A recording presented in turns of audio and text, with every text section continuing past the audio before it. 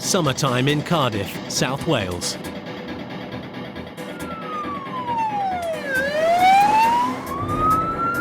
Tango Mike 112, how do you see it? Traffic cop PC Daryl Hanks is in a hurry. Tango Mike 11 from Grangestown. On his way to a multiple car pileup. 3 vehicles involved, 1 lane is blocked, and there are injuries to 2 persons in the middle vehicle. 3 vehicle RTC, A470, I think it's southbound coming off at Colligan. Came across as an injury one, so obviously we made our way from Grangestown through the city centre.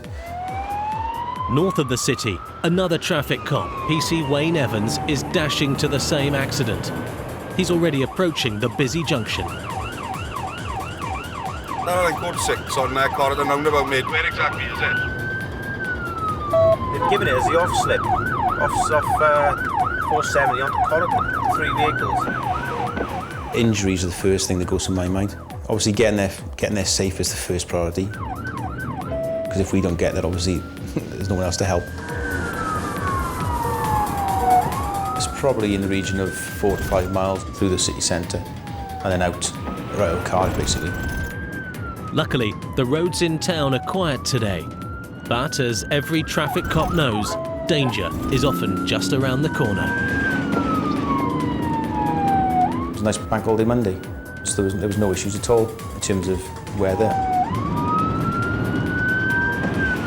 Obviously I've got everything going, blue lights, 2 tones, making as much song and dance as I can. Oh, you stupid! Just obviously didn't look at all. Pull over there! There was just no time to react. The only option I had was to either keep on going or to move over and hit the barrier, and that's a solid object. PC Evans has made it to the Corriton interchange in one piece, but is still searching for the site of the crash.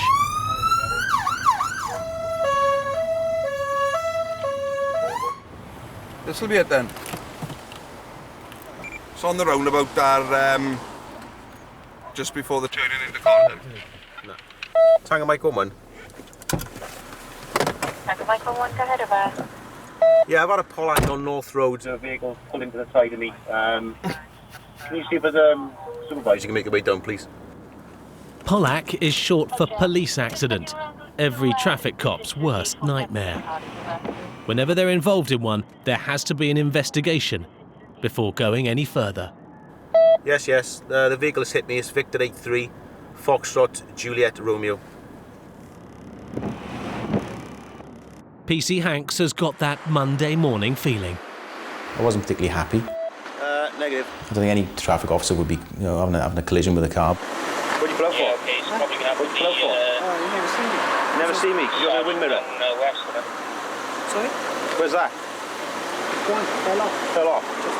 He takes a dim view of people who cause crashes. Is it your car? It's my paper. Not insured yet? No, I'm not sure. You're not insured? You're not insured to drive it? Come with that, mate. And an even dimmer view of uninsured drivers. Anything in your pockets before you get in there? See what happens when you drive an uninsured car? You annoy me. Every single car that I can recall acknowledged my presence and moved over. And for whatever reason, he just chose not to. Yeah, his indicator was on, but he indicated and moved over at exactly the same time. There was no cars ahead of him. And it's a no right turn for at least 1.5 miles along that road. So we had no reason to move from the near side lane to the offside lane. There wasn't a great deal of time to react, but I didn't swear, which is good. Oh, you stupid! I was quite restrained, I think, and I didn't swear. The driver of the red Clio, though, swears it wasn't his fault. You know where I just dropped you off and I went straight down the road? I was going straight down the road, yeah.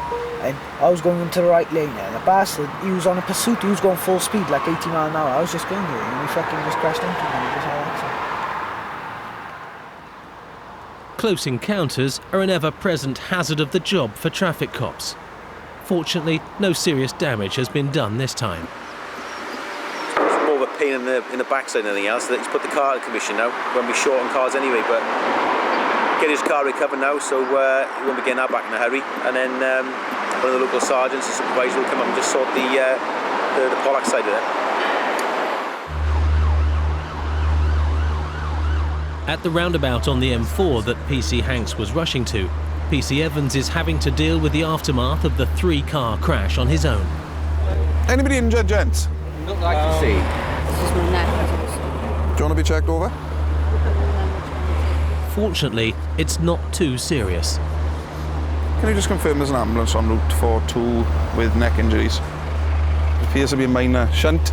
We're just going to get the 3 cars off the road because this is a real busy roundabout, and then we'll deal with things there.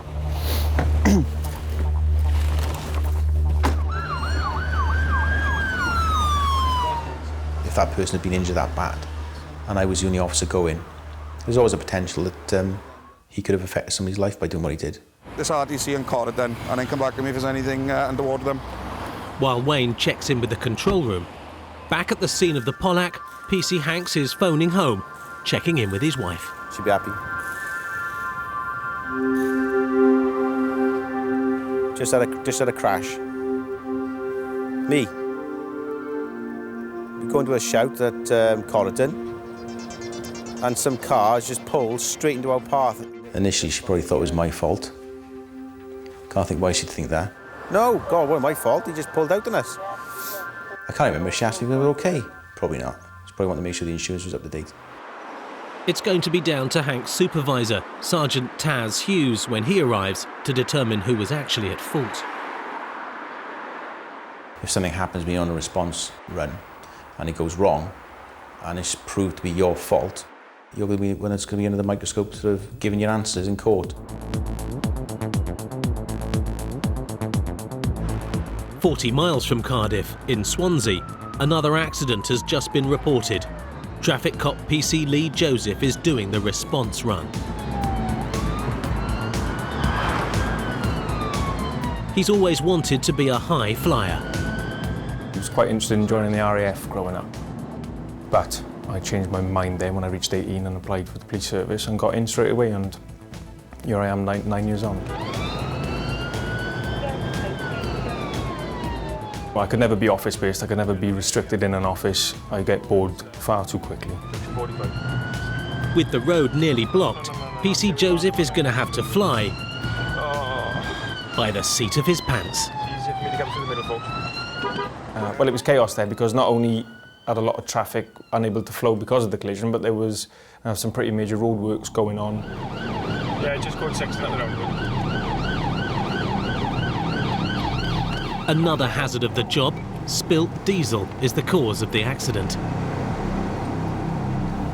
Well, please be advised there's an amount of diesel on a hazard area. Still coming over roundabout and northbound on the A4067. There was basically a Land Rover parked on top of railings and appeared to be balancing from when we first arrived. The vehicle skidded on the diesel, coming round the roundabout, and now it's sitting on the fence. Literally. It was a strange one. Something that heavy and that big, I thought would plough through the railings, but to travel up them and sit on top, whoever cemented the railings in did a good job. Massive amount of diesel spilt all over the carriageway. You're extremely hazardous. I'm going to need council attendance ASAP to prevent any further collisions.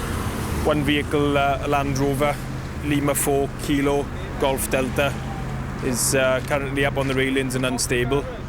And because it had been raining, the problem with diesel is that by putting water on it, it just disperses wider and doesn't flush it away. So we basically had the whole road surface basically like an ice skating rink. Despite her lucky escape, it's a blue Monday for the driver. All right? No, not really. Well, you're in the right vehicle. Thank God for that. Any injuries? Well, my back is hurting, Okay. my neck is a bit hurting. We'll get it checked out. Yeah, I'm going to check that out. I think she was very lucky just to get away with a few weeks. She probably should have done the lottery that weekend. And then how do I claim the... It's going to have to be through your insurance company. Your insurance will sort out the car and everything else. And Because it is a write-off. Maybe. Ultimately then, No, obviously... it is a write-off, Right, well, you can see it. Okay, whatever. I think she perhaps got over the initial shock and was then turning her attention to the fact that her vehicle had been damaged, and there was a good likelihood that that vehicle was going to be written off. If we find out whose diesel it is and who spilt it, then liability lays with them. And if it's not, it's Well, if I can't well, find... if you don't find it, if so I what's can't- happened then? I'm being at loss. Well, that's up to your insurance company, it's not up to me, is it? That's And we what pay- about the highway? Isn't it a highway responsible for it? Well, once they're made aware of it, yes, it's their responsibility to come and make it safe, but this is the first phone call that we've had. So we can't deal with something that we don't know about. So I understand you're annoyed, but it's not my fault, I didn't spill the diesel. So I'll do my best for you now, and I'll But give it's you all... going to be very difficult to Yeah, and find out a vehicle who I fully accept that, spilled it. but I'll do my best. That's all I can say. That's all I can promise, innit? Yeah, but If my that's best isn't good enough, I can only apologise. When it comes to displeased customers, PC Joseph is not one to sit on the fence. I actually thought, first of all, there was something wrong with my car. Till I realised that it wasn't once I mounted the pavement and the railings and got off. I mean, my back is hurting, my neck is hurting, but I'm okay, and the car is a write-off. You know, I fully understand her frustrations, but there's only so much I can do, and I certainly didn't cause it, but I'll do my best to make it a bit less painful for her. Back in Cardiff, BC Hanks's governors arrived to sort out the Pollack that made him see red. Anytime a police car's damaged, either by yourself or somebody else damaged, it's got to be reported and recorded as a Pollack, a police accident. Bit sort of like, oh, because we had nowhere to go. Uninsured. You could see Darryl, he was all professional and everything to go with him, but you could see he was quite shocked by it. Okay, can you tell me what happened, please, no man? I was going into the right lane and he just hit me. So he just tried to squeeze through. And then I never seen him coming in the right lane. I looked, it was empty now. 2 seconds, I'll write that quick. I think he was trying to say it was my fault, that I forced my way through his car and the central reservation. I looked in the mirror, when I looked he wasn't there, but then when I going into the lane he was there. He just go through, he could have went around me. I wasn't that surprised that he was trying to put the blame on me, but ultimately, you know, he's 17, he's passed his test 3 months. I've been in the police force for 10 years, grade 1 police driver. Sergeant Hughes is phoning home as well. The boy's home. Hello, Mrs. Count. My name is Rob Hughes. I'm a police officer with South Wales Police Traffic. Right. What's happened is that your son is driving a red Renault Clio car. Yeah, that's your car, is it? Right. What's happened is that he's crashed into a police car up on North Road in Cardiff. He's fine. There's nobody hurt or whatever, but I've got to sort it out. Yeah, no, he's fine. He's not hurt or anything. He sat in the back of the police car. It's only minor damage to both cars. All right, I'm sorry I have to break it to you this way, but the one thing that I need to sort out, is he allowed to have your car? Right, okay. So, what I'm trying to say is that, did you know that he had your car, or was he just... You gave him the key? All right then. So we'll just sort this out now. The only thing is he hasn't got any insurance, you see. Well, I think the best bet, Mrs. Khan, is once we've sorted everything out here, we'll actually come round to see you, okay? All right, because we're going to have to get him home to you anyway. No Man's mum has admitted allowing him to drive her car without insurance. Unless she can explain why, she could be in trouble as well. When did you pass your test? Considering he was 17 and only passed his test 3 months ago, I was absolutely gobsmacked by how blasé he was about the whole incident. See, this driving business is serious, and you just really just don't seem to care to me. I mean, you crashed into a police car. Yeah, but I don't understand what you want me to do. I understand that I don't want you to do anything. It's just you just seem completely relax. as if you relax, as if you just don't really care about the situation you're in or anything. Obviously I do care, but I don't know what I like. I'm not going to start crying. I crashed my car and I know I'm upset there. And I say you're going to take it away, but I don't know what I've got to do. That's all. Well, I don't want you to start crying.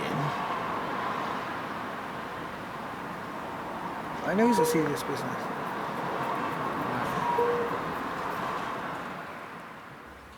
I've never seen anybody like that. Simple as that. Yeah.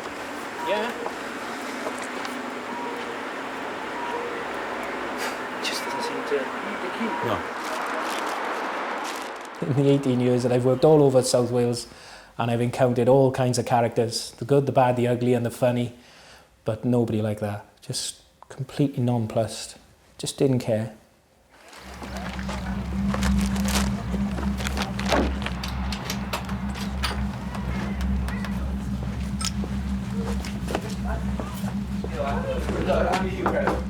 What is it? Mrs. Khan? Yes. Oh, yeah. Initially, Mrs. Khan told me that she'd let no man drive the car, which I didn't believe at all by now, to be honest, with his attitude and the way he kept changing his story, etc. The upshot of it is I've gone in and Mum initially said, yeah, I gave him the car for 5 minutes to run a mate home, and I've explained that obviously he hasn't got insurance, etc, etc. And then it turns out she didn't. He's whipped the keys while she weren't looking. So it's what we call technical take and drive. He's nicked Mum's car.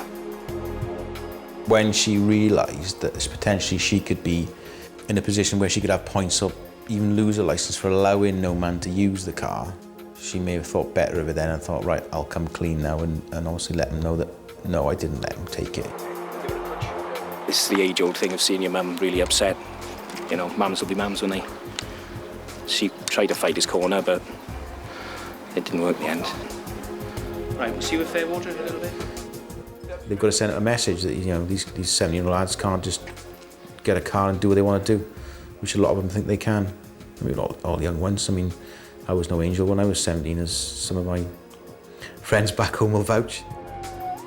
But you knew where to draw the line, and things were obviously a bit different back then. Oh, you stupid! But, you know, you wouldn't hit a patrol car and say it was their fault. You'd never do that in a million years. You just sit back, head down, sorry, and take it on the chin and just, you know. But like I say, it was different then.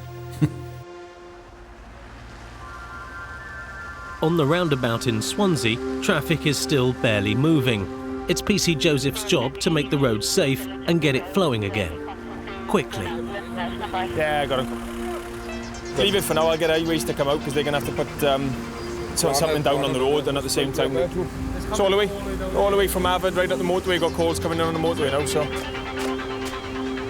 But there's another problem.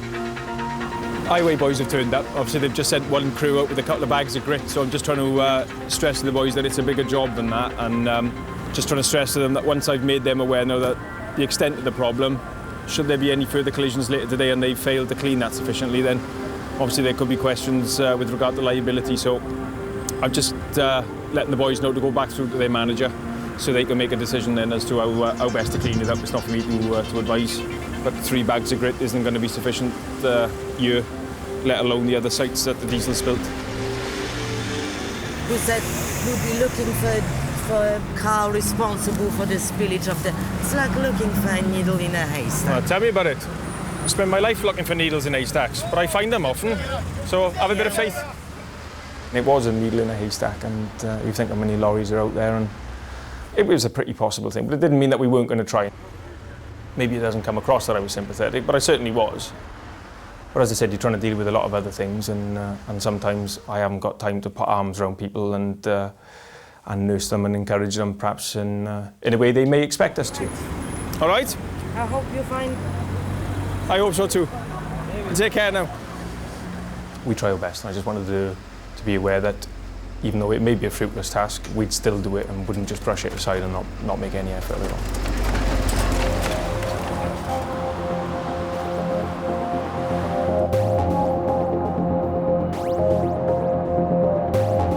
This evening, the police are preparing to launch a major crackdown on travelling criminals, ones who travel beyond force boundaries and even country borders to commit their crimes.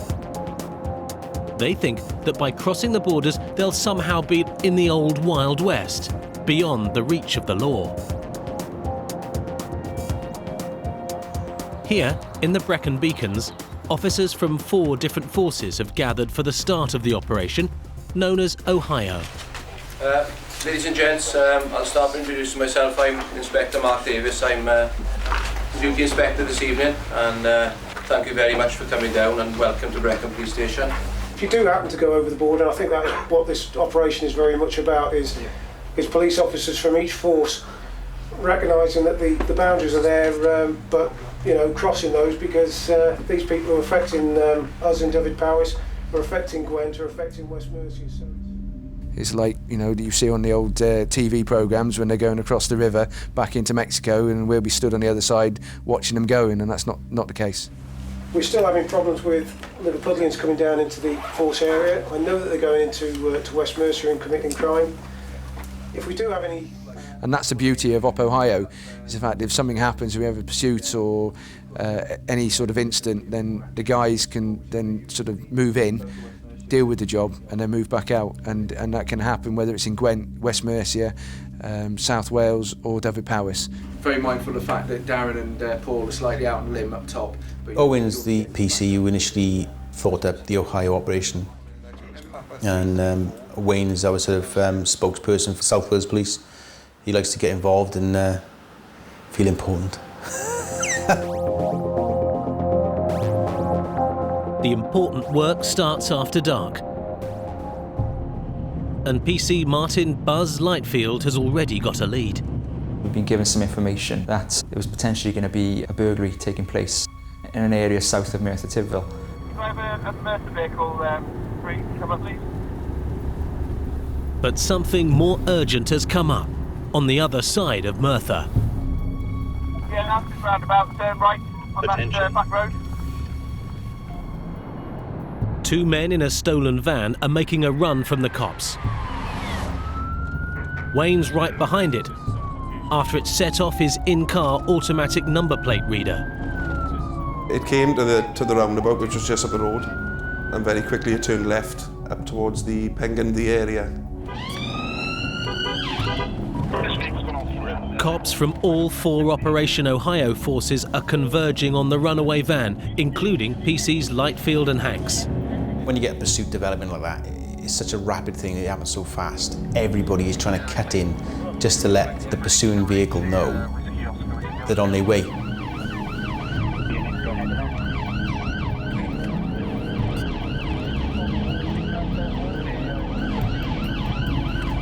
It's pinged on the ANPR and it's involved in cross-border thefts of metal.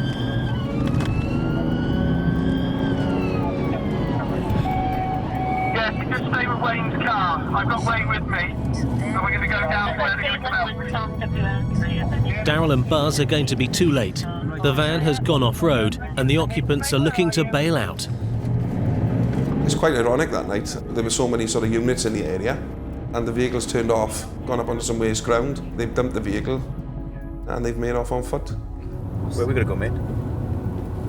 Where are we heading for? I don't know where it is. Keep going round. They're not only too late, but they haven't got the foggiest idea where they are either. I think Darren and Buzz struggle a little bit. Follow the sat nav. Even though they reckon their local knowledge of Merthyr is second to none, I think they struggle a little bit that night. Straight down. It was quite foggy and weather wasn't the best. The helicopter was grounded, so that was no use. It's pitch black up there, you can't see where you're going, and if I recall, the weather was closing down, it was foggy, it was misty, and it just wasn't a very pleasant place to be. Say it's a good night for them to have a go at this, Nick, because they know the helicopter's not going to be up. Straight past there. Oh, is it there? It's bleak up here though, isn't it? Flipping out. So it's bad enough driving this. I'll probably buy an acre of land up here for 50 quid, can you? At last, despite the fog, Daryl and Buzz have found the rest of the team. But there's something else still out there in the mist. The van driver and his mate. We stopped at the bottom of the embankment, got out of our police vehicle just to see if we could see where they were, but you could just see the lights disappearing into the mist. And we went after them on foot. And of course, by the time we actually located the vehicle in the mist, they'd left the scene. We all know roughly where these guys have gone. It's such a big area. Without the helicopter and without sufficient dog units, you really are clutching at straws whether or not you're going to find them. Back down the valley, between Newport and Cardiff, another suspected stolen vehicle is being chased. It's making a run for the border from Gwent into South Wales.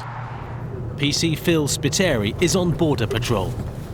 Our control room had informed us that a pursuit was ongoing in the Gwent area, and that he was coming our way into our force area. We were also told that this vehicle had been stung, which means all the tyres had gone on it. Yeah, Sarge, where do you want us to go exactly? Eastern Avenue or St Mellons? And I've had a few times where they've had one blowout. And I've had pursuits where they're running on 3. But very rarely you'll have one that's running without 4 tyres. Spiteri's betting the ranch on the vehicle coming into Cardiff along the A48. The road he's on. It's just a matter of waiting up for him. Yeah, I got it. I'm coming off at Lanheading. And all good things come to he who waits. As it got closer, I parked up just by the overhead bridge. We're getting someone to contact Gwent now. He was coming westbound along Eastern Avenue. Are you actually pursuing it, then? Here he comes. Number 31. No matter how long you've been in this job, you do get a little bit excited. Tango Echo 72. Can I butt in? It's committed. A48 Eastern Avenue. Now he's in South Wales, the South Wales cops are in charge. I'll take over. And Spiteri's the sheriff around here. Tango Echo 72. You still get butterflies when you get behind that vehicle. Tango Echo 72, I'm directly behind the vehicle now. Yankee Charlie 04, Sierra, Uniform, Hotel. He's going to try and head him off at the pass. Now, for your information, the vehicle is driving on its rims. We've got a sterile area behind the vehicle. The speed is 40 mile an hour. Tango Echo 72, for your information, the vehicle is swerving from lane 1 to lane 2. He was all over the place. It was as if he just couldn't control his vehicle. Because obviously no tyres, no grip. You can imagine what it was like in the vehicle. I should imagine it was very noisy. It was a bone shaker. He's committed. A48 westbound Eastern Avenue towards Cabalford Interchange. We're always going to lose him.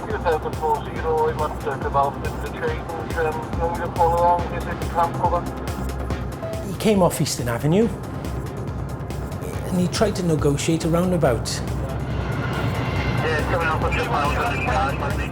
Oh, big mistake.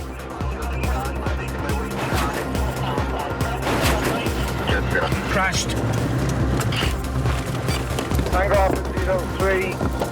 Got him! The rest of the posse, armed response cops from Gwent Police, are right on PC Spiteri's tail. I will get out! Oh shit! Get out! I was pushing him out of the car and my colleague was trying to drag him out of the car. And he still wasn't having any of it. I will get out! I will fucking... Well, I'm out! I'm done! Oh, for fuck's sake. I'm not resisting, carry on. The cops have no idea why the man has fled from them. I'm not gonna fucking resist, it's alright. Well, why didn't you stop? Why didn't you get out of the car then? And stop!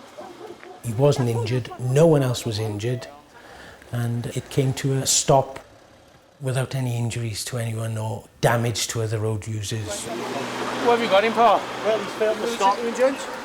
You're going to take me to Cardiff Centre? There's no room at Cardiff Centre, so we've just taken 3 in there now. You'll have him back with us then? Yeah. The young man is going back from whence he came. Gwent. Walk on, not down, not through, I just walk on. Oh, good lad. Just push me, yeah, because I ain't gonna fucking resist you. You got my stuff? Don't worry about your stuff. It'll come with you. I'll do what I Sit down. Ow! Ow.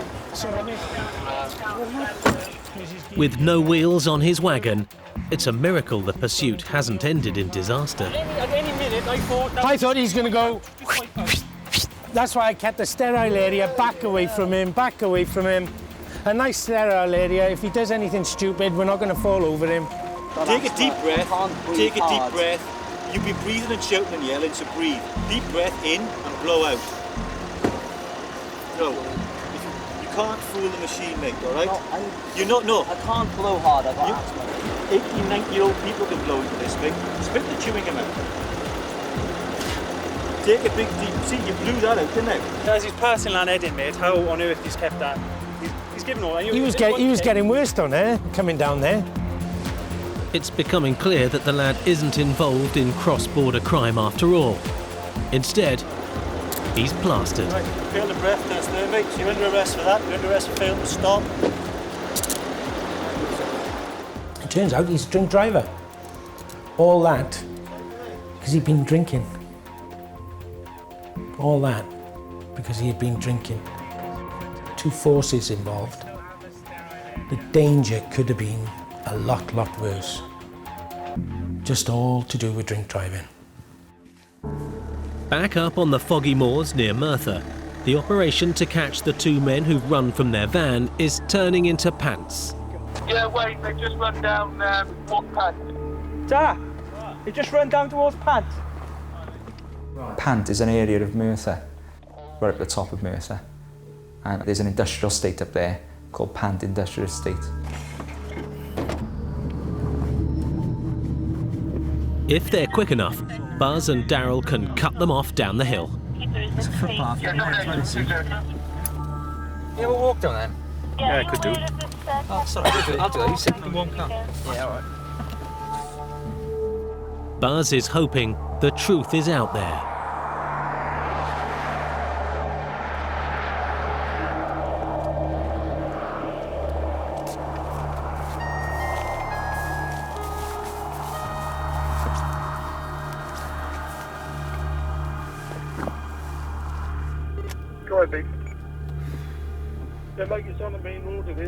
But there's no sign of the men. It's too much like hard work, that. Oh, the grass is really long. We'd gone around to the direction that we generally pointed in. That didn't come to fruition.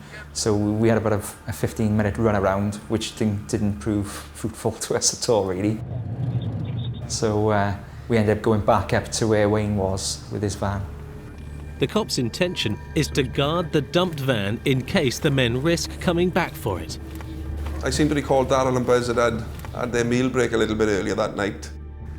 And we're both sitting there with their smiles on their faces. Go and sit in the van. You go and get a pie and chips and you bring it back to you. Wayne was hungry. He'd had a little pursuit. He built up an appetite.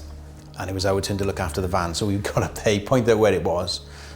He went off for some food. And he very kindly left us to sit with the van.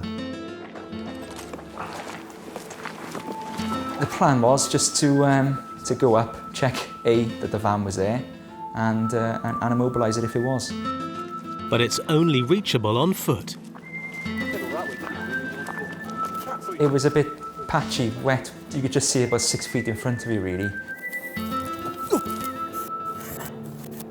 As the mist cleared, you could see patches of puddles and marsh, really, which obviously you didn't want to walk down. Not a path to have come down in a shiny patrol car.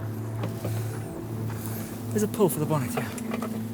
The van was unlocked. The offenders still had the vehicle keys, so it was well out of sight from where we were from the road. So we decided to disconnect the battery. No electrical plugs, right? I managed to find a screwdriver in the cab of the van, so all I wanted to do really was just pry off one of the connectors for the battery. Buzz is never one to miss an opportunity for a bit of in-the-dark humour. I think I managed to sneak around without him noticing. I stuck my head under the dashboard of the van. Quick look, his head was well and truly under the bonnet of the van, so...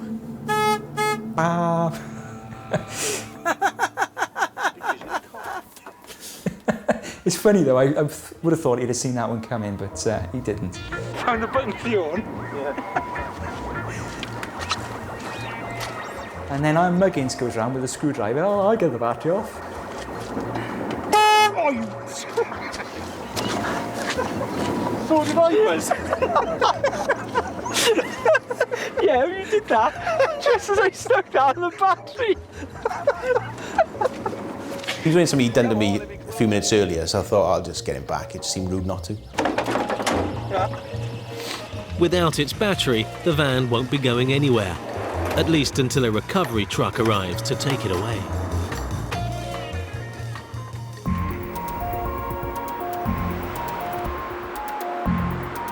"30 miles away in Swansea, another fugitive has vanished into thin air.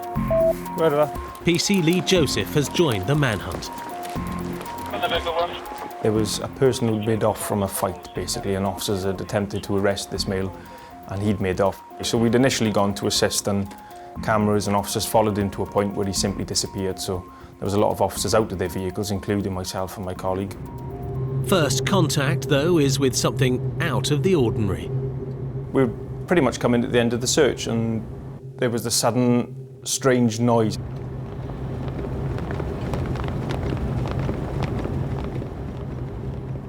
I couldn't quite believe what I saw. There was a car that came down the main road. As it came past, it was obvious that at least one of the tyres had completely disintegrated on the car, and that the car was being driven close onto the rims. It could be another one that's been stung and has got away.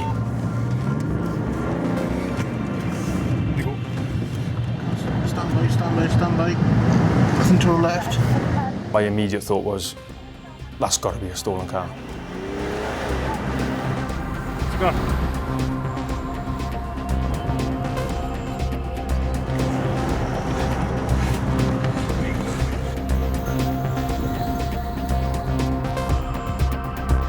We were looking for marks on the tarmac because obviously the vehicle was down onto the rim, so we thought, well, we may have scratch marks, we could follow that, or even the smell of burning rubber from the tyre. Sarge, the car's just come down the Battery Street now 4. Tyres are flat on it. Literally seconds later, we come out onto the main road and can't find it.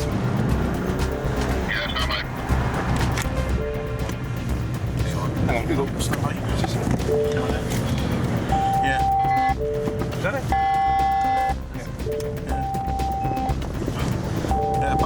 Back one's deflated. 2. Tango Whiskey 4, and the vehicle checked as well.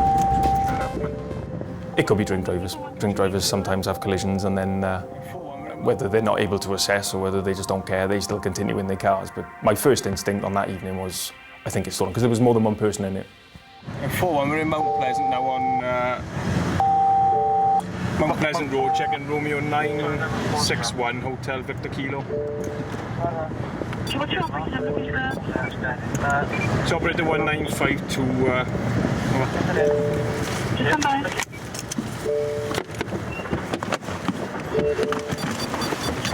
The vehicle hasn't been reported as being stolen. All right, turn the engine off for me. Do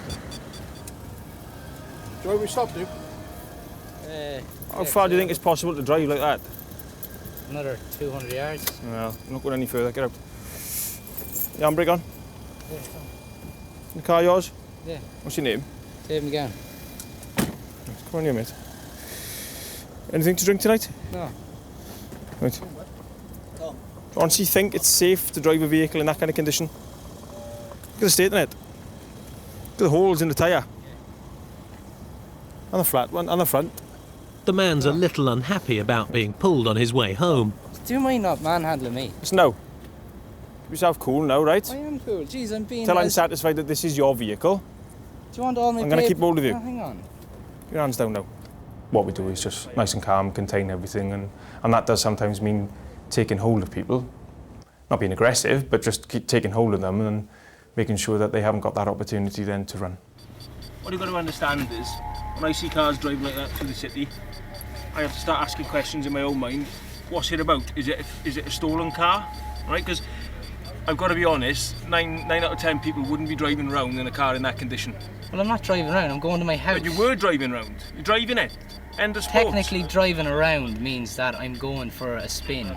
I'm taking it to my house. And you think that that was a safe vehicle to drive?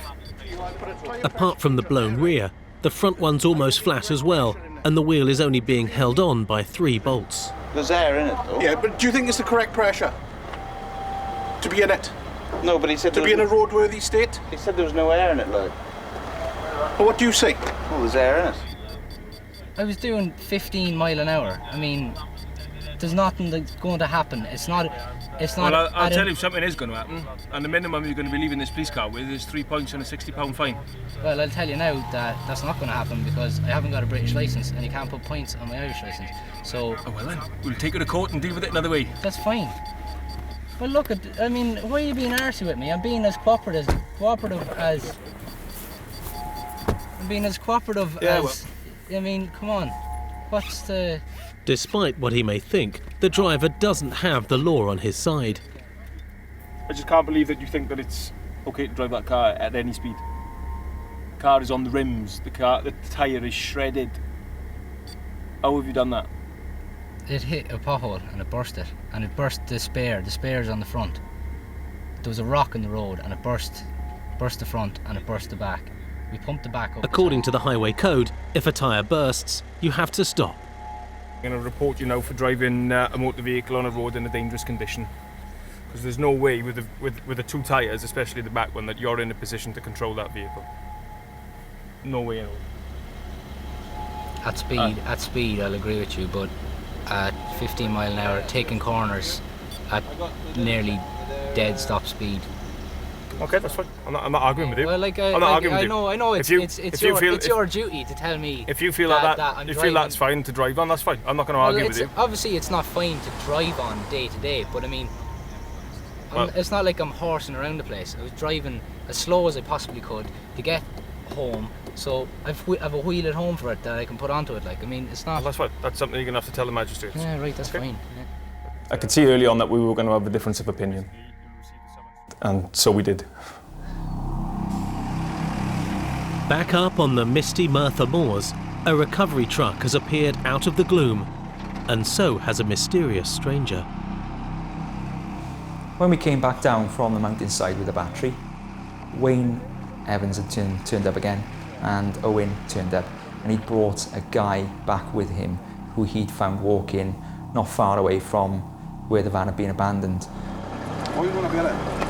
Which garage you mean? This one there, you just dropped it off. Well, I brought it back from there now. He was walking across the mountain to get a pint of milk. He's walking to probably the most furthest away location to buy that milk. You know, in the dark with no torch. So, yeah, I was very dubious, so to speak. Where do you live then? Your father's. Where'd your father live? Don't. Yeah, I suppose each to their own. You know, a midnight stroll up over the mountain in the fog. There's no proof the man was involved with the van, so the cops are going to have to let him go. I think deep down he was either a passenger or the driver, or certainly knew something about that vehicle. He just didn't want to tell us. The prospects of any arrests are looking as bleak as the weather. However, another job has come up, across the border in England. When we were up there, a call came out that a red Nissan Primera that had made off from the West Mercia traffic car. Things are sort of quieting down in the Merthyr area. We decided to go for a look. In Swansea, the one about the Welshman, the Irishman and a car with no tyres is still no joke.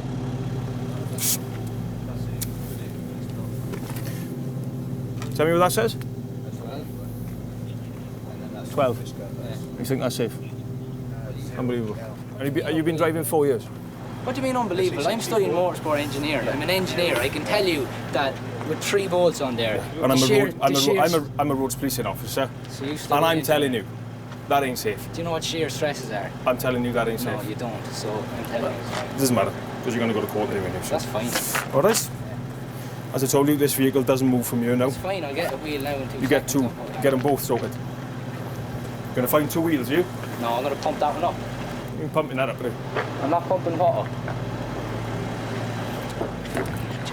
I'm going to pump it up. Yeah. It's not personal. You can't start going down the road of taking it personally because I don't know him from Adam. He could be a really nice person. And he doesn't know me. So, yeah, we probably both failed on the attitude test there, but you quickly realise, well, I've got a job to do. I'm not going to stand around arguing and getting personal about it. It's just how it is. Yeah, thank you in relation to the vehicle that we've stopped on Stanley Street. Can you arrange recovery through GRG police request, please? I'm not trying to dispute the fact that that's a safe wheel to drive on. We're not going obviously not. You know, we're not going on the motorway with it already, like, you know. You can look at the thing and you can see that it's obviously not safe to drive on. But I mean, I've been doing 2 mile an hour. It's not unsafe to drive a car like that. What's going to happen? It's going to spin out at 2 mile an hour? Yeah, sure. To be pulled out of my own car by arrogant policemen is not a nice way to be dealt with, no matter what condition my car's in. Right, the bad news is we're going to have the vehicle recovered, okay? And that's twofold. One is to prevent further offences. So I'm not satisfied that you'll be able to get this vehicle in such a condition that it would be safe to continue. And secondly, I'm seizing it to preserve... Hang on. Secondly, I'm going to seize it to preserve the evidence because I'm going to get a more qualified officer, vehicle examiner, to go through it with a fine-tooth comb to ensure that there aren't further offences. Well, okay, and that's end of sports. Well, what do you mean you're not going to let it happen? Well... What do you plan to do? Anything in my power to stop you taking it because... I'm telling you, you're a no. The car's coming with us. I am a very stubborn person. Very, very stubborn person. My wife will tell you that. And most of my friends and family, probably. You're just being arsey because no, you've got an Irish licence, obviously. And how does that work out? Well, because... Why else would you do it? You know full well the car's fine. Yeah, the car's fine. Oh, that's why. I'm just wasting my time and the taxpayers' time. Listen, now, I'm not going to argue with you all night, right? Of course you're not. What's happening is happening, and that's how it's going to be, okay? So you've got the opportunity now to take what you want from the car. I don't think I'm arrogant, and it certainly wasn't because he was Irish. I didn't know he was Irish driving down the road, but whether you're Irish, Scottish, English or Welsh, I don't think you can drive a car in that condition on a road. Do you want to give us a mobile number so we can give you a ring when the car's ready to be picked up? They study road law, fair enough. They can tell us road safety. I've studied engineering. I can tell you that it's fine to drive at 5 mile an hour. Okay, it might be ripping up the roads. What do I pay road tax for? He clearly hadn't seen the fault in driving it that far, however far he'd driven it. So who's to say that he wouldn't have driven it around the corner, been involved in a collision, which ultimately could have hurt somebody, including himself or his passenger. And we had a responsibility there to ensure that that wasn't an option for him. And secondly, that I had decided that I wanted it examined by somebody more qualified. And for those 2 reasons, that's why it came in.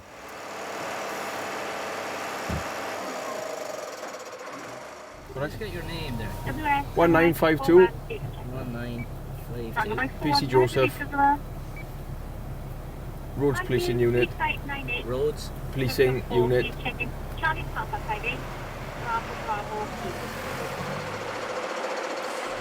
Alright, thanks lads. Okay.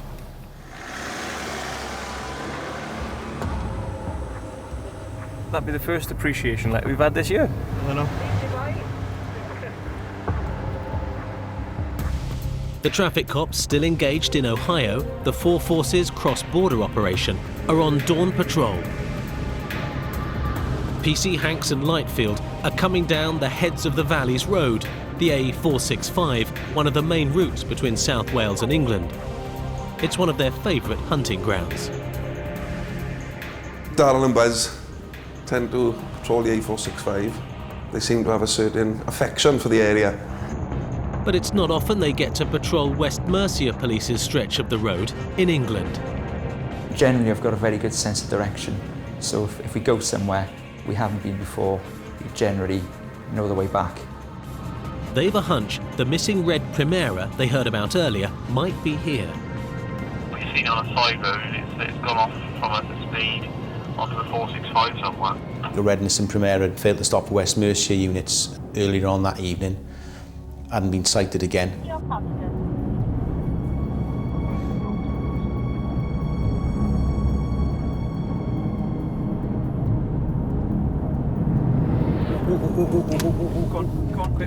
Their hunch could be right. It's that Primera. What was it? Primera, the N-Reg Primera. So where are we, mate? Hereford, I think. Couldn't be that many Primeras driving around that area at that time of the night, so hope to be the same one. Fucking flying as well.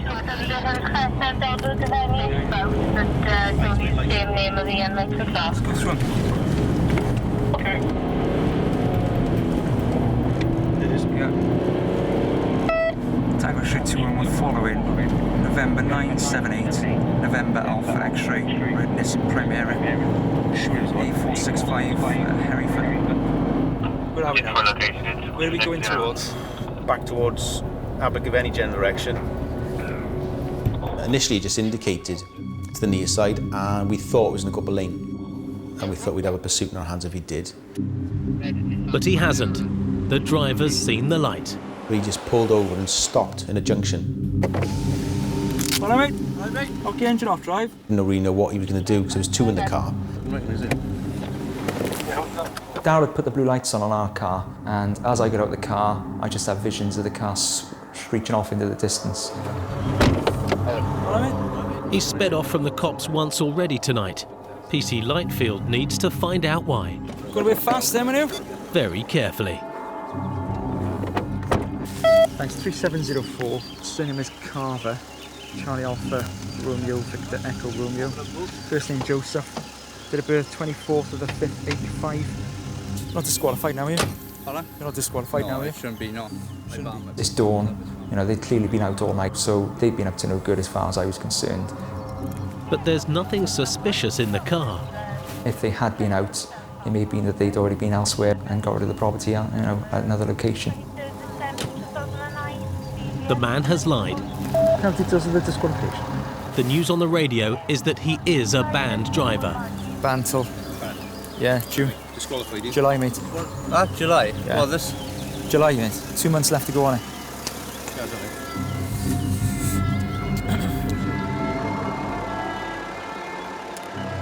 He had a couple of disqualifications from driving and a few impending prosecutions for other offences. So he was certainly well known to the police. At last, an arrest for Buzz and Daryl. What we do is contact the officers involved in the operation. They'd come along and generally they'd assist us by conveying the prisoner to the local police station. But there's one small problem. We know we're near Abergavenny, mate. We're about 20 miles from Abergavenny. Yeah, where are we then? So I don't know where we are. We're about Penn Park. We're about 10 miles. We're about 5 miles further on than Penn Park. We didn't have a clue where we were. All we knew was we'd passed another marked car about 10 miles before. They don't even know what country they're in. Which side of the border are we from that bridge, mate? Which are we, the Hereford side? No. The bridge. I didn't know which force area we were in because we were right on the border between Gwent and West Mercia. You know the little bridge that we just came over with the traffic lights? We didn't go over that. Oh, actually, Buzz said we were in Abergavenny, but we're 25 miles from there, so it wasn't that far out. We're heading back towards Abergavenny. Yeah, we're on the Abergavenny side of that bridge then. Are we on the Abergavenny side of that bridge? Yeah. All we had at the time was the driver, the passenger, and the driver was disqualified.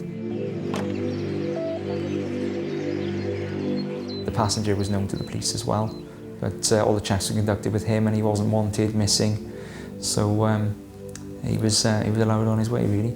I gotta walk back down to Pontypool. There we are. That's what I said about that. The man seems in remarkably good spirits, considering he's got a 10-mile journey and no car. No worries. Sorry, I'm on Shanks' pony then. Yep. Or horse. Shanks' pony. Yeah, had a bit of a walk, I think, from there.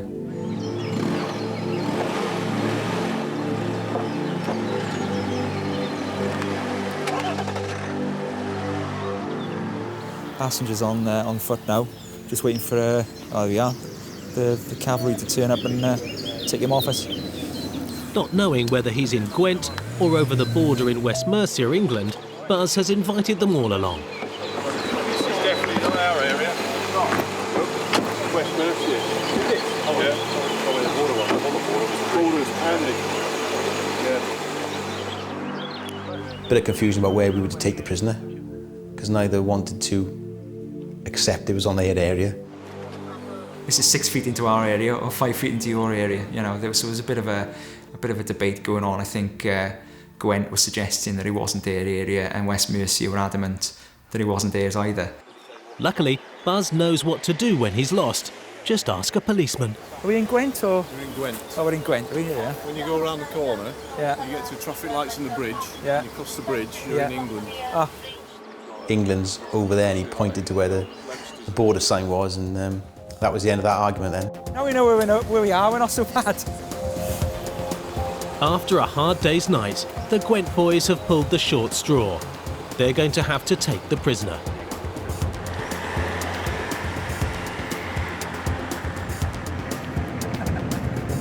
I do enjoy working the night. Certainly that was quite an enjoyable night to work because obviously it was something different going on. It can be a bit of a long drag, but generally, you know, if you're out there hunting, 9 times out of 10 you're going to come across something.